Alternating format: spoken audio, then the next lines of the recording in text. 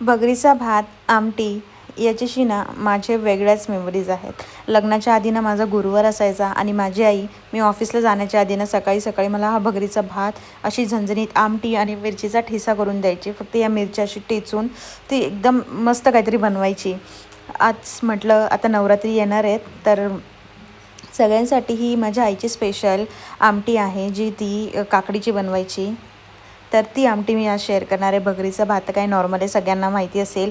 त्यात काही अशी वेगळी रेसिपी नाही आहे, पण कित्येक जणांना डायरेक्ट फक्त असंच धुवून तो शिजवायला ठेवतात. पण तसं न करता मी आता ज्या पद्धतीने सांगते त्या पद्धतीने जर तुम्ही कराल ना, तर भगरीच्या भातालासुद्धा स्वतःची एक छान चव येते आणि आमटीची तर चव जबरदस्त लागतेच. त्यासाठी ना मी मिरच्या थोड्याशा बारीक करून घेतलेल्या आहेत. बरं, त्या मिरच्या तुम्ही तुमच्या टेस्टनुसार किती हव्यात तेवढा घेऊ शकता. आता इथे मी शेंगदाण्याचं तेल वापरते आहे. आमच्या इकडे शेंगदाण्याचंच तेल चालतं उपवासाला.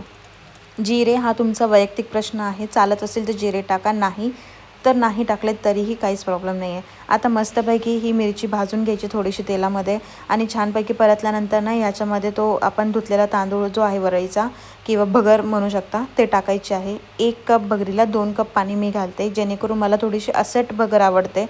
आणि पाणी टाकून झाल्यानंतर त्यामध्ये उकळी येऊ द्यायची आणि मीठ टाकून घ्यायचं.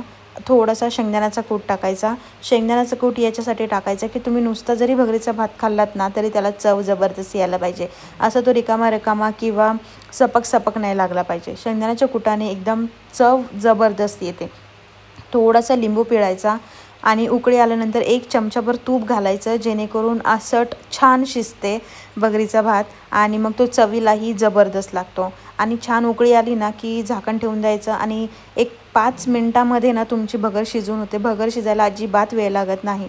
तुम्ही कुकरमध्ये जरी शिजवलं ना, उकळी आल्यानंतर एका शिट्टीमध्ये आरामात भगर शिजून होते. आणि भगर ना गरम गरम खायलाच खूप मजा येते. ही गरम गरम उमगलेली भगर, त्यावरती आमटी, सोबत मिरचीचा थोडासा ठेचा, वा वा, एक नंबर. या भगरीबरोबर ना माझ्या थोड्याशा आठवणी आहेत की माझ्या लग्नाच्या आधी ना माझी आई गुरुवार असायचा मला, तेव्हा ही भगरीची आमटी आणि हे बनवायची आणि तेव्हापासूनच माझं हे खूप फेवरेट आहे.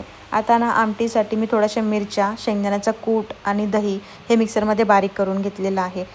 काकडी मी साल काढून खिसून ठेवली होती. आता तेलामध्ये ना पुन्हा मी शेंगदाण्याचंच तेल घेतलेलं आहे आणि त्यामध्ये खडे मसाले टाकलेत. 2-3 एक दालचिनीचा तुकडा आणि मिऱ्या.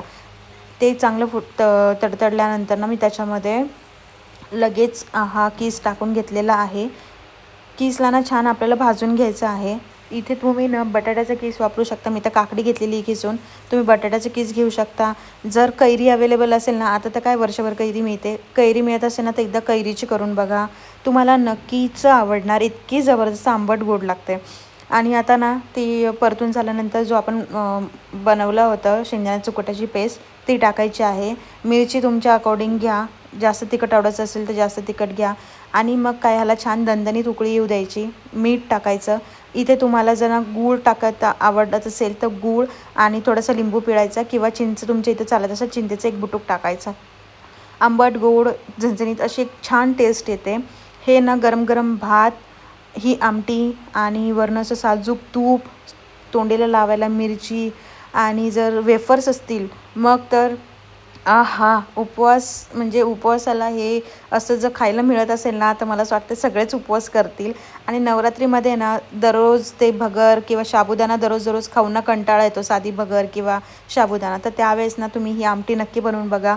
आमटीचे 2-3 प्रकार मी तुम्हाला सांगितलेले आहेत व्हिडिओमध्ये, ते प्रकार एकदा ट्राय करून बघा आणि नवरात्रीमध्ये मस्त खा, एन्जॉय करा आणि देवीचे आशीर्वाद पण मिळवा. तोपर्यंत बाय बाय.